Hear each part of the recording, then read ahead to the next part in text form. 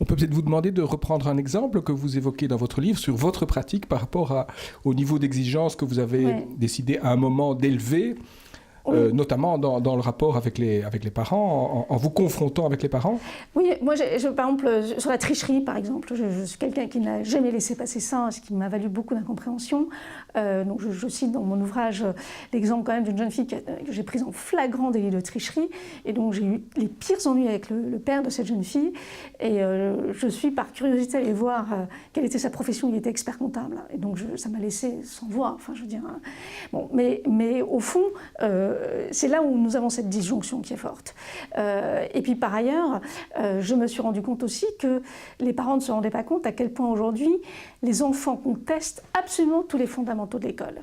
Et qu'un enseignant qui est formé à mon niveau se retrouve obligé à faire la police, je suis obligée d'employer le terme, pour que les élèves respectent les règles minimales, c'est-à-dire arriver à l'heure, avoir son matériel, le manuel, de quoi écrire, un ordinateur si on est passé aux tablettes, mais qu'il accepte de faire les évaluations. Moi j'ai eu des élèves, quand je faisais une interrogation surprise, c'était l'émeute. Voilà, refus, on ne fait pas. Bon. Et donc je pense que les parents ne se rendent pas compte à quel point les règles minimales de l'apprentissage sont systématiquement contestées par les élèves, avec une mauvaise foi complète. Et ayant compris ça, à un moment donné, j'ai mis en place effectivement une expérience qui a été de me dire il faut que je trace tout ça. Et donc effectivement, j'ai monopolisé les pages de ce que nous appelons les carnets de correspondance. J'arrivais à les épuiser à Noël, ce qui rendait un peu fou le CPE de mon établissement, le conseiller principal d'éducation. Mais ça a été très intéressant parce que c'était un vrai outil de dialogue avec les parents. Et à un moment donné, quand j'avais des gens de très mauvaise foi, je leur disais écoutez, je comprends bien, voilà, vous n'êtes pas d'accord avec ces exigences. Maintenant, je vous demande de me l'écrire parce que moi, je me sens une responsabilité vis-à-vis de votre enfant. Je ne sais pas comment faire réussir au baccalauréat un élève qui n'apporte pas son manuel, qui ne prend pas le cours en notes, qui refuse les sanctions. Je comprends votre position, mais moi, c'est ma boîte à outils pour le faire réussir. Et curieusement, jamais aucun parent n'a accepté de me donner une décharge quelque part. C'est que soit ils étaient de mauvaise foi, soit ils ne percutaient pas que mes demandes, certainement très grossies par leurs jeunes, étaient tout à fait légitimes.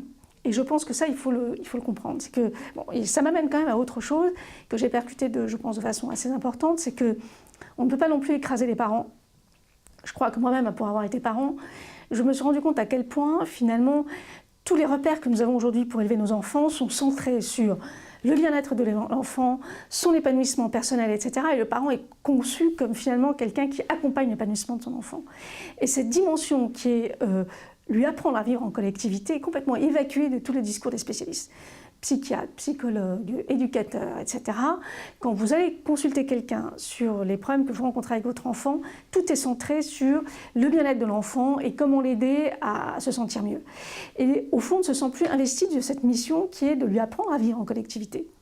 Donc, quelque part, les parents n'ont pas ces repères-là et on ne peut pas non plus leur en vouloir à ce point-là. Je pense qu'il y a vraiment là aussi besoin de clarifier ce qu'on attend de l'école, ce que les parents en attendent et leur faire comprendre pourquoi l'école a un certain nombre d'exigences et se mettre d'accord avec eux. On a dans les établissements en France un règlement intérieur qui est très long, que les parents signent sans même regarder. Je pense que c'est tout ça qu'il faut refondre. C'est une refondation du pacte scolaire pour moi qu'il faut retravailler.